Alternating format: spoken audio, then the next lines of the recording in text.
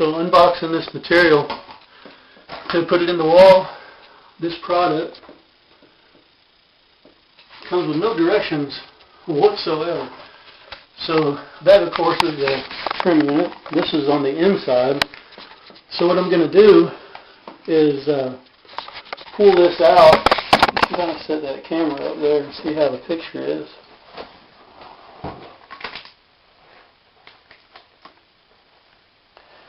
Pretty good. Alright, so pull it out. See how it fits on here. The screws, of course, will go through these two holes here into this back piece, there and there. So this is larger.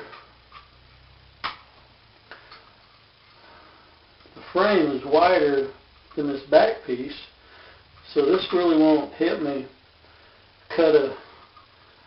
So I really need a template. I need to trace that onto there, and there's, close as I can see, there's no way to do it. So I gotta rig something up. So I wanted to explain this. I measured across, side to side and top to bottom, and got those dimensions. The number's not important, but the way I placed it in the wall is important. Basically, the toilet is 15 inches off the tub. So measured in 15 inches off the tub, which happens to be, coincidentally, 30 inches from the door. So I'm in the middle of the door. From the door to the tub is just the same, 15 inches. So the toilet's going to be right in front of the toilet paper, directly in front of it. So that's good. So anyway, where's the stud under the window? Of course, being in construction, you would know that there would be a king stud next to the window, a jack stud under it, and there were 16 inches, would be another 2x4. But you don't know that because there's sheetrock on top of the wall, so what's behind there? There might be a piece of wire, some 12-2 or 14-2, so you don't want to put a sawzall in there. So poke a hole right in the middle. That was successful. I'm looking for a 2x4 to be in my way. So I found the hole and I started cutting to my right. If there had been a 2x4, let's say right there, then that would have been the end of it, and I would have moved my center, to adjust off of that 2x4, because I know there's more space over here because I just found the 2x4. But I just kept on going this way to the edge of my fixture, and there's no 2x4. So because there's no 2x4, my next cut was up. I want to make sure there's nothing in the way going up, because from the top of my fixture to the bottom of the window sill, I want to make sure that chrome on my trim piece is not going to be touching it. So that was clear to the right. It's clear to the top. That's where the top of the, well, at least to the cutout, the top of the chrome will be somewhere up here, an inch, maybe inch and a half taller. So same thing to the left. I know there's no 2x4 there. Well, I don't know that because I went this way and didn't find any, so is there one this way? So cut that way. Again, if I had found a 2x4 here, then I would have adjusted this line a little bit more. You see what I'm saying? So found my top, and now I want to just go down and found that. So no 2x4s. Now I can cut as square as I can, cut my frame out, and finish this install.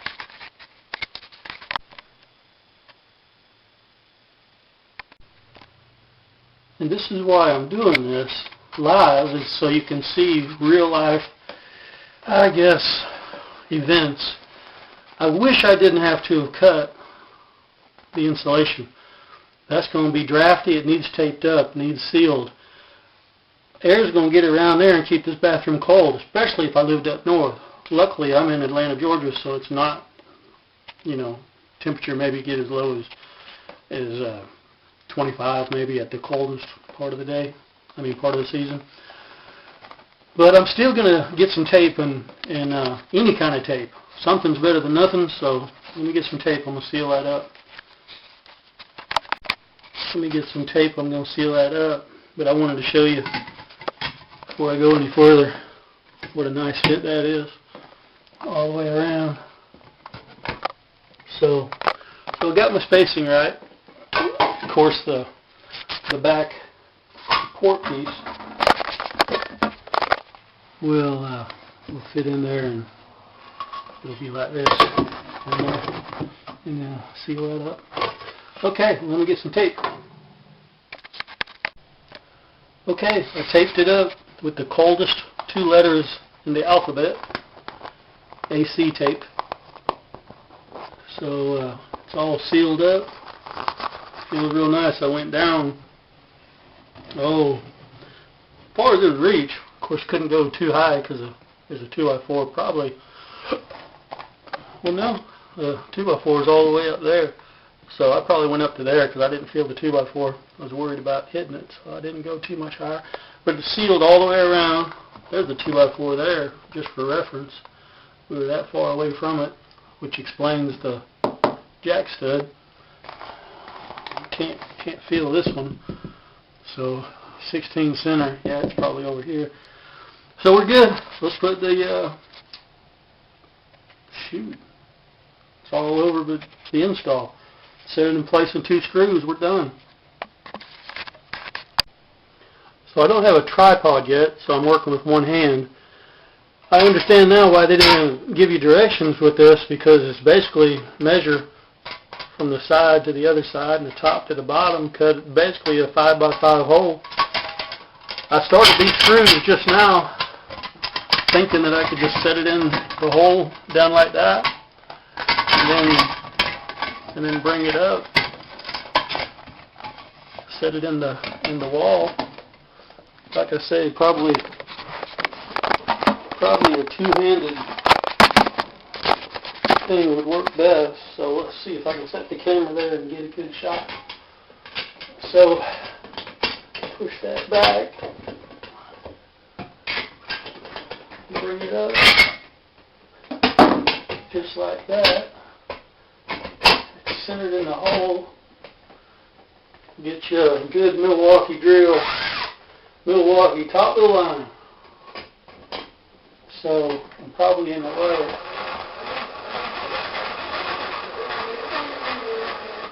Bring that up. Not tight yet. We'll do the other side up to match it. I hear the motor, and I think that tells me it's about to touch. As is this one. So it's not tight yet. I want to make sure it's level first. Dead nut. I don't know if you can see that. Really nice. Hope that camera is focused in. Let me hold it there long enough.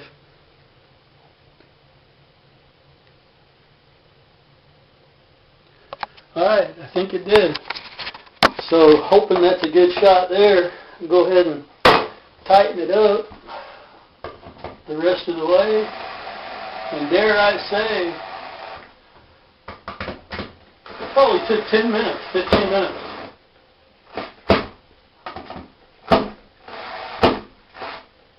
Yeah, I think that's nice.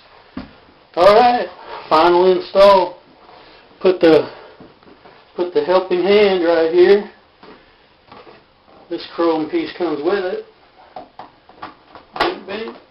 I like to have it come over the top. You put it in backwards, which is toward the back. Any kind of excess whatever on the wall or whatever, now it's on the paper. And you're always bringing whatever's on the wall onto your paper to put next to your body. So I think that's why people prefer to go over the top. One way is not the right way. Your way is the right way. But it's the way I like it. So, done deal. Hope that works for you. Okay, for final install, as Stud Pack says, always clean up after yourself. So I'm going to sit down on the throne and show you. Here I am just leaning forward on my knees. Right there. So, I like that a lot better than reaching behind me to get to here, you know. So, alright, so this bathroom isn't finished. Still got to go through a touch-up paint. and catch these little, I don't know where that came from. And I don't know why they make vents with those little knobby things, but stepped on it, and it sunk down in, so it's not adjustable anymore. Oh, it is. Oh, maybe it's supposed to be down there. Okay. Do the doorknob. So, doing the doorknob, I wanted to show you the actual product that I got. It says bed and bath on there. I took a picture of my old doorknobs, and see that little indent, round indent in the end? And this got a lock on it. That's why it's bed and bath, bedroom or bathroom.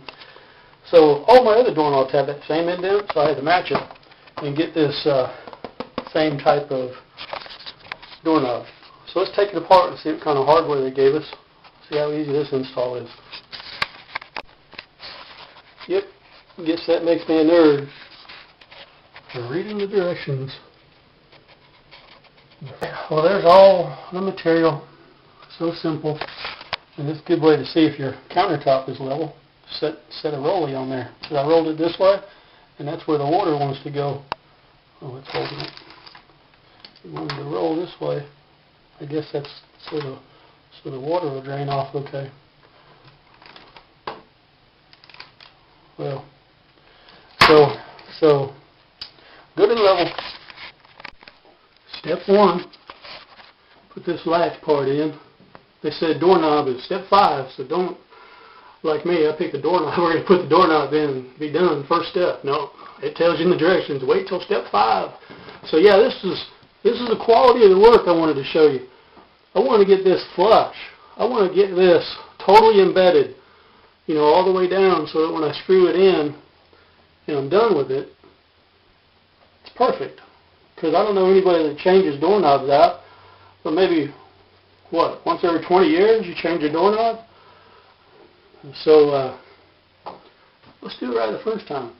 I had to take all this debris off, all this, I'm just using a razor knife because I don't have a chisel. So, slow going. But by gosh, I want that thing flush seated, just like that. So now I'm ready to put the screws in. This is another, I hate to say advice because I barely know what I'm doing, but I could use a screw gun and shoot them 2 screws in there real quick. But what if they strip? Or how do I know when they're tight? Because I can't feel through the drill motor. The drill is just going to, it's overkill. So, yeah, soft wood, short screws. I'm doing these by hand. Contents of the hardware bag, and I was all ready to screw this on. Screw this latch in there, be done with it. But glad I read step 4 because it shows drive on collar. So I got to take this cap off of the latch, take this chrome piece off, brass, whatever, and then drive this on, and then put the 2 screws in. Helps to read the directions. And this is why we read the directions. It's not very well explained. I wish I knew if that was focusing. It's showing to put this sleeve on there. You got to take the outskirts off, front and back, put that on. Well, that's a different kind of door. You can use that door latch, guide, protector, whatever, or this one. And my door is set up for this one because it's got that big cutout there. So I took that all apart. It just presses together right there. So anyway, I took it all apart to find out or learn the hard way that hole there is a different kind. If it wasn't, if it didn't have that big oblong rectangle thing, then we would use this for a different type of door latch guide. So let's move on.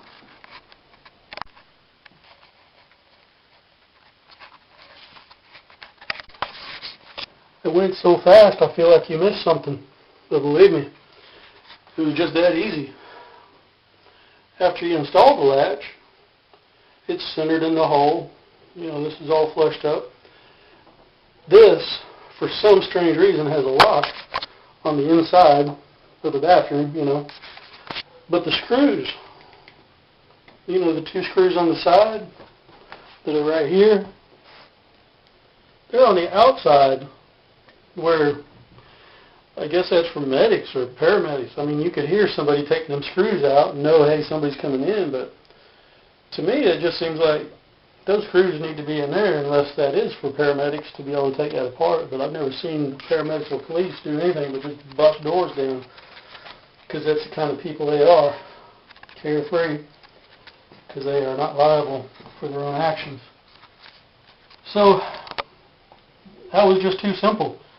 Stick this side through the hole. Oh, I'm sorry. First depress this. Stick that through the hole. Put this, guide it up on there. It's a half moon, so it'll only go on one way. And then start the 2 screws in the 2 holes, tighten them up. Check your latch. And then you go out here and they want the latch thing put on, 2 screws. So final product, close the door, does it latch? I lined when I installed the door, a good straight line on there. So yeah, I guess I didn't try this. It locks clockwise.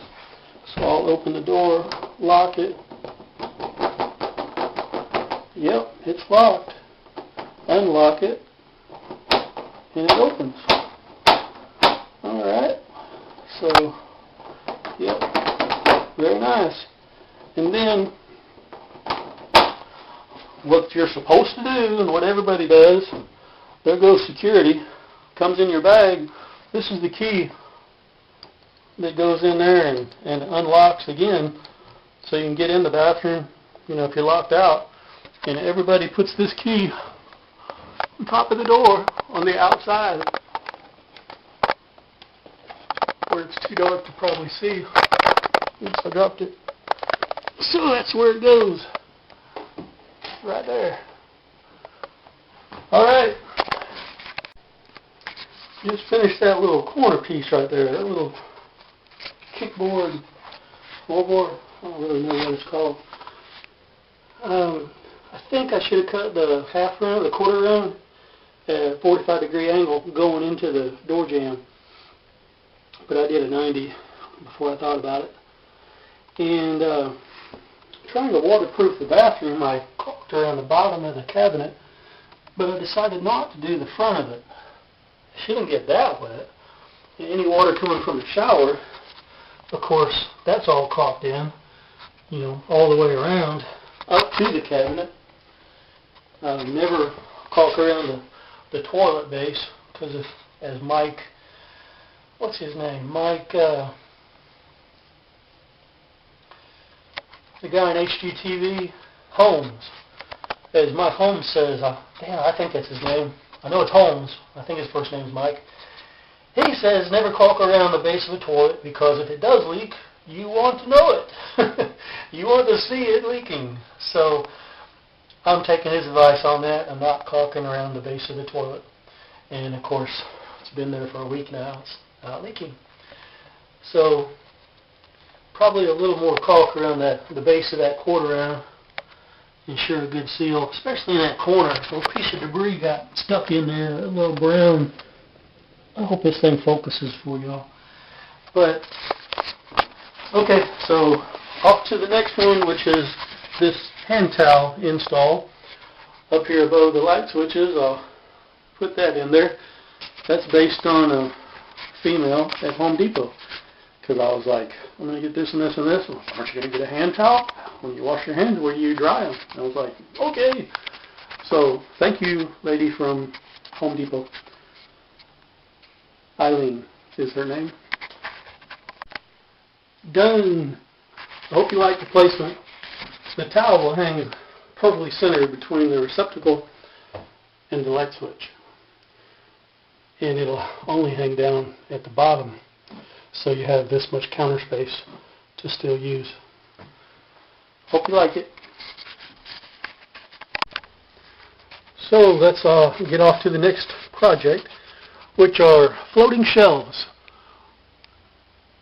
This upstairs 3-bedroom house has no linen closet, So the end of this hall, having some dead space after that door on the left, master bedroom on the right, kids room on the left, perfect place for a linen closet.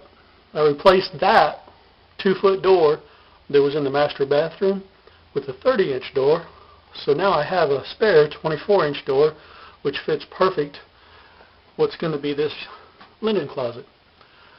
So 5 floating shelves, 18 inches apart, and I'm going to do a little cutout.